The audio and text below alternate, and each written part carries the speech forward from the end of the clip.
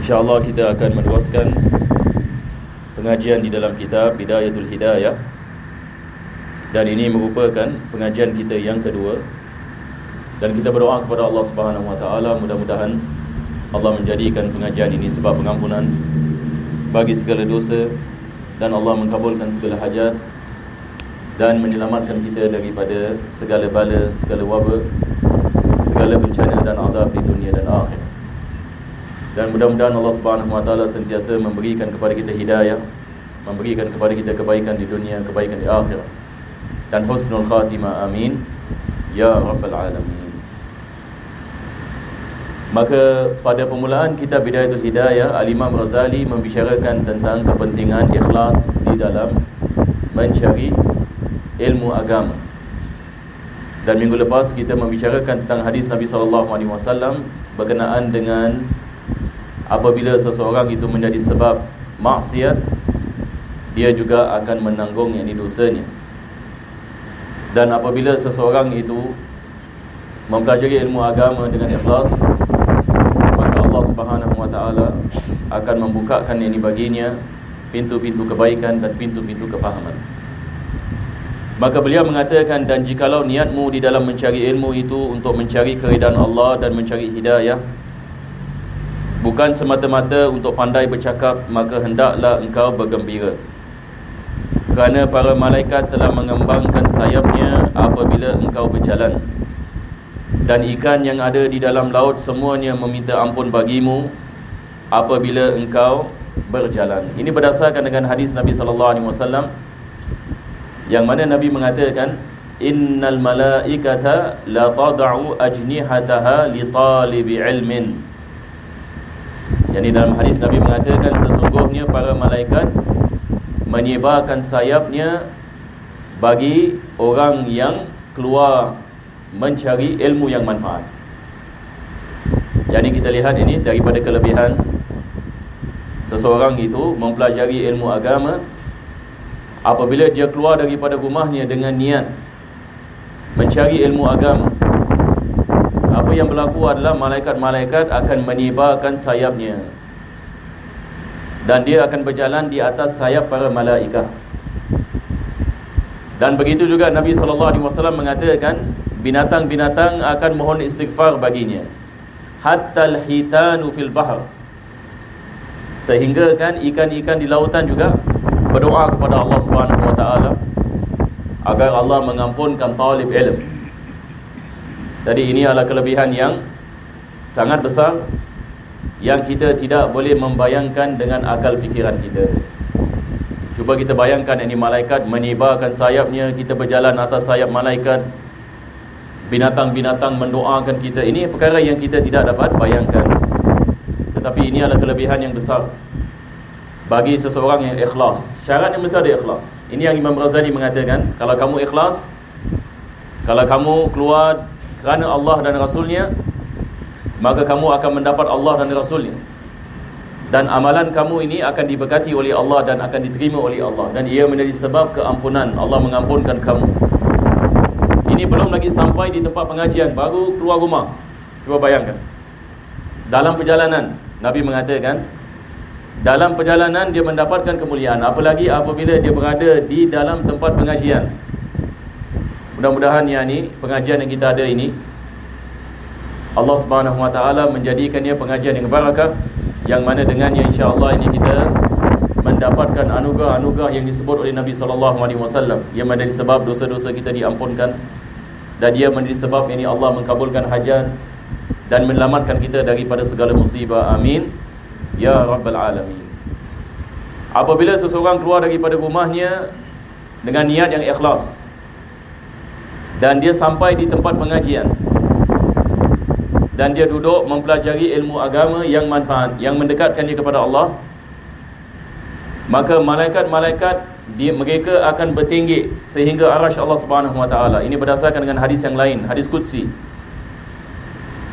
Mafhumnya, Nabi SAW mengatakan malaikat-malaikat dia akan mengelilingi majlis ilmu, dan mereka akan bertinggi hingga arasy Allah Subhanahu Wa Taala, dan Allah akan menanyakan kepada mereka, Daripada mana yang kamu datang? Mereka mengatakan, ya Allah, kami berada dalam sebuah majlis, namamu diingati. Maka Allah menanyakan kepada malaikat, apa yang mereka mahu? Ya Allah, mereka mahu syurgamu. Adakah mereka telah melihat syurgaku? Tidak ya Allah. Maka saksikanlah, wahai malaikatku, sesungguhnya aku akan masukkan mereka ke dalam syurga. Dan apa yang mereka takut? Malaikat mengatakan, ya Allah, mereka takut akan neraka-Mu. Adakah mereka telah lihat di neraka-Ku? Maka mereka mengatakan, tidak ya Allah. Maka saksikanlah, wahai malaikatku, aku mengharamkan neraka ke atas mereka. Dan malaikat mengatakan, ya Allah, ada seorang yang datang, tapi niatnya bukan kerana majlis, tapi disebabkan dia ada hajat daripada seseorang yang hadir dalam majlis. Maka Allah Subhanahu wa taala mengatakan, humul qaum la yashqa jalisuhum. Ini kita ada pepatah yang masyhur, humul qaum la yashqa jalisuhum. Yani hadis qudsi ini mengatakan, mereka adalah kaum yang mana sesiapa yang duduk bersama mereka juga akan mendapatkan anugerah, walaupun niatnya yang bukan kerana Allah Subhanahu wa taala, tetapi ini adalah kelebihan yang luar biasa. Jadi menghadiri majlis ilmu ini, dia ada rahsia yang tersembunyi. Kadang-kadang kita tidak tahu, dengan berkat kita hadir majlis ilmu, Allah mengkabulkan hajat. Kadang-kadang dengan barakah kita hadir majlis ilmu, Allah selamatkan kita daripada musibah. Dengan barakah yang kita hadir majlis zikrullah, majlis yang mengingat kepada Allah, majlis yang mempelajari hukum ahkam Allah Subhanahu wa taala dan sebagainya. Maka di sini Al-Imam Razali dia membicarakan tentang kelebihan ini. Dia mengatakan, jikalau niatmu untuk mencari ilmu, untuk mencari keridaan Allah dan mencari hidayah, maka beliau mengatakan, kerana para malaikat telah mengembangkan sayapnya apabila engkau berjalan, dan ikan yang ada di dalam laut semuanya meminta ampun bagimu apabila engkau berjalan. Tetapi sebelum itu, hendaklah engkau ketahui bahawa hidayah itu adalah buah daripada ilmu, dan bagi hidayah itu ada bidayah. Yani Al-Imam Razali yang mengatakan, apabila kamu mencari ilmu, maka hendaklah kamu faham apakah ilmu yang pertama yang kamu harus mencarinya. Selepas itu ilmu yang seterusnya dan seterusnya. Kita dalam belajar ilmu agama ini, kita memanggil ini manhaj pengajian. Yani Islam mengajarkan kepada kita, apabila kita nak belajar sesuatu, kita mesti ada manhaj. Bukan maksudnya kita belajar sana, belajar sini, tapi akhirnya ini kita tidak mengetahui daripada mana kita mula dan daripada mana kita akhir. Jadi ilmu agama ini, dia ada kitab-kitab yang kecil, dia ada kitab-kitab pertengahan, dan kitab-kitab yang tinggi. Saya selalu memberikan misal, satu orang nak belajar matematik. Ini misal ya. Satu orang ini kalau nak belajar matematik, dia nak kena belajar simple maths dulu. Apabila dia dah faham ini misalan numbers, dan dia dah faham apa beza di antara subtraction dengan multiplication, lepas itu baru dia boleh belajar algebra. Jadi bila kita nak belajar matematik, kita nak kena mula daripada awal. Tapi kalau orang yang tak pernah belajar matematik terus algebra, oh masalah. Dia akan mengatakan, ni susah ini ilmu ni, apa benda ini. Akhirnya dia give up. Banyak orang ini misalan mengatakan matematik susah. Kita mengatakan, bagaimana ini belajar? Dia belajar terus, dia nak lompat, maka tak boleh lompat. Jadi nak kena belajar daripada awal dulu. Daripada awal pelan-pelan, PMB 1, PMB 2, PMB 3, PMB 4, PMB 5. Lepas itu ambil PSLE. Lepas PSLE masuk secondary, belajar yang ni higher maths, C maths, E maths. Masuk poly yang ni belajar engineering maths. Bila masuk universiti yang ni ada lagi yang ni matematik yang atas. Jadi kita lihat dalam ilmu dunia ini, kita ada curriculum, manhaj. Ini kita maksudnya dengan manhaj. Kita nak belajar sains pun sama juga. Mula daripada primary school, baru masuk secondary school, baru tertiary. Tetapi belajar agama ini, minta maaf cakap ya, kadang-kadang kita lihat ada orang yang ni dia tidak mengetahui mana nak mula. Jadi dia bertaubat kepada Allah Subhanahu Wa Taala. Selepas itu dikatakan kepadanya, hendaklah kamu belajar agama. Dia mengatakan, nak belajar apa sekarang? Dia duduk kelas, baca kitab Sahih Bukhari sebagai misal. Yani dia tidak akan dapat ini banyak manfaat. Sebab sekarang apa yang dia memerlukan adalah dia nak kena memerlukan untuk membina asasnya. Tapi kalau dia terus masuk tafsir Al-Quranul Karim, bukan kita mengatakan tidak ada manfaat, ada manfaat. Dia memberikan dia memahami ayat-ayat tadabbur dan sebagainya. Tetapi dalam segi membina kefahaman dalam Islam tidak ada. Dia mula daripada atas. Akan tetapi dia punya foundation tidak ada. Ibarat kita nak bina rumah, tidak ada foundation, rumah ini akan roboh. Jadi di sini Al-Imam Ghazali mengatakan, ketahuilah apabila kamu belajar agama, hendaklah kamu mengetahui bahawasanya ilmu agama ada bidayah. Itu sebab dikarang kitab ini.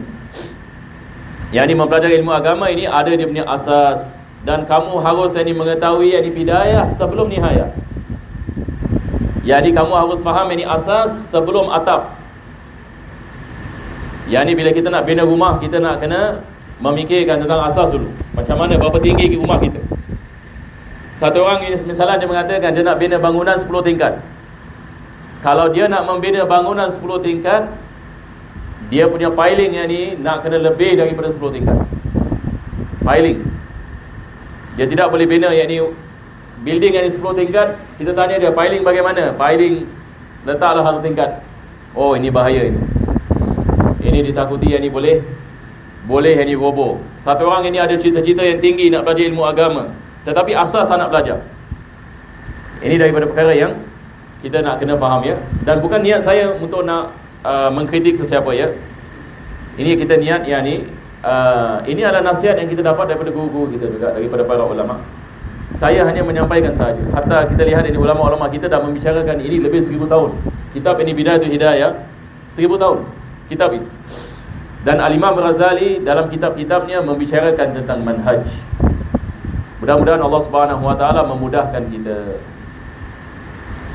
Jadi ilmu yang pertama sekali adalah ilmu akidah, yang paling penting sekali. Sebelum kita belajar ilmu yang lain, kita harus lihat kepada kefahaman kita dalam ilmu akidah. Adakah kita telah mempelajari ilmu akidah ke belum? Apakah maksud ilmu akidah? Maksudnya mempelajari tentang sifat-sifat Allah Subhanahu Wa Taala. Kita sudah kenal Allah ke belum? Seperti mana dulu orang Melayu, mereka berpegang kepada kaedah Asasuddin Ma'rifatullah. Kita kalau jumpa orang-orang lama, dulu orang Melayu ini berpegang kepada kaedah ini, Asasuddin Ma'rifatullah. Asas agama Islam adalah mengenal Allah Subhanahu Wa Taala. Maksudnya mereka mengatakan kita tidak dapat mendekatkan diri kepada Allah kalau kita tidak kenal siapa yang kita sembah. Kita melakukan solat tapi kita tidak mengetahui siapa yang kita solat kepadanya. Jadi yang pertama sekali kita harus faham Tuhan yang menciptakan segala-galanya, yang menciptakan kita, yang mensyariatkan solat, siapa dia? Dengan kita mempelajari sifat-sifatnya. Jadi ini adalah ilmu yang paling penting. Baru selepas itu kita mempelajari ilmu cabang. Ilmu cabang ini adalah ilmu fiqh. Bagaimana kita mengambil wudu, bagaimana kita melakukan salat, apakah rukun-rukun salat, apakah syarat-syarat salat. Ini seperti mana saya mengatakan pada pengajian yang lepas. Dan begitu juga dengan ilmu tazkiyah. Bagaimana kita nak mensucikan diri daripada sifat-sifat yang terkeji. Bagaimana kita nak mendekatkan diri kepada Allah dengan mengingati Dia. Jadi ini semua adalah perkara-perkara yang kita harus memahami dia punya silibus. Jadi setelah kita khatam satu kitab, kita naik kepada kitab yang tinggi sikit. Lepas kita khatam satu kitab dalam fiqh, kita naik kitab tinggi sikit. Kita di Masjid Khalid misalnya ilmu fiqh, kita mula dengan Risalah Jami'ah. Selepas ini khatam Risalah Jami'ah, kita naik kepada kitab Safinatul Najah. Lepas Safinatul Najah, kita naik kepada Muqaddimah Hadramiyah. Lepas Muqaddimah Hadramiyah, maka kita naik kepada kitab Abu Syuja' dan juga Umdatus Salik, dan begitu. Dalam ilmu akidah pun kita mula dengan Aqidatul Awam. Selepas Aqidatul Awam kita masuk kepada kitab Kharidah Bahiyah. Selepas itu kita mengadakan pengajian dalam kitab Jauharat Tauhid dan sebagainya. Begitu juga dengan ilmu-ilmu yang lain. Mudah-mudahan Allah Subhanahu Wa Taala memberikan kepada kita kemudahan insya-Allah, dan memberikan kepada kita taufik, dapat kita manfaat daripada ilmu agama, supaya ia menjadi sebab kita dapat mendekatkan diri kepada Allah. Sebab pada akhirnya kita belajar ilmu agama, ilmu ini dia alat, tetapi maksudnya adalah bagaimana kita mendekatkan diri kepada Allah. Sebab itu maksud hidup kita. Maksud dari hidup kita adalah bagaimana kita mendekatkan diri kita kepada Allah dan kita mendapatkan keridaan Allah. Supaya apabila kita kembali kepada Allah, kita kembali kepada Allah dalam keadaan yang Allah sayang yakni kepada kita. Ya ayyatuhan nafsul mutmainnah irji'i ila rabbiki radiyatan mardiyah. Ini yang kita nak. Allah mengatakan fadkhuli fi ibadi wadkhuli jannati. Yani Allah menyifatkan orang yang kembali kepada-Nya dalam keadaan radiyatan mardiyah. Dia redha kepada Allah dan Allah redha kepada-Nya. Mudah-mudahan Allah Subhanahu Wa Taala memberikan yang ini kepada kita kabul insya-Allah, menjadikan kita di antara hamba-hamba-Nya yang dekat kepadanya di dunia, dekat kepadanya di akhirat, dan dicintai oleh Allah Subhanahu Wa Taala, diridai olehnya. Dan mudah-mudahan Allah mengampunkan segala dosa kita dan sampaikan kita pada bulan Ramadan dalam yakni keadaan sihat wal afiyah. Amin ya rabbal alamin. Alhamdulillah rabbil alamin. Allahumma salli wa sallim ala sayyidina Muhammad wa ala ali sayyidina Muhammad. Rabbana zalamna anfusana wa illam taghfir lana wa tarhamna lanakunanna minal khasirin. Rabbana atina fid dunya hasanah wa fil akhirati hasanah wa qina adzaban nar. Sallallahu ala sayyidina Muhammadin wa ala alihi wa sahbihi wa sallam. Alhamdulillah rabbil alamin. Al-Fatihah.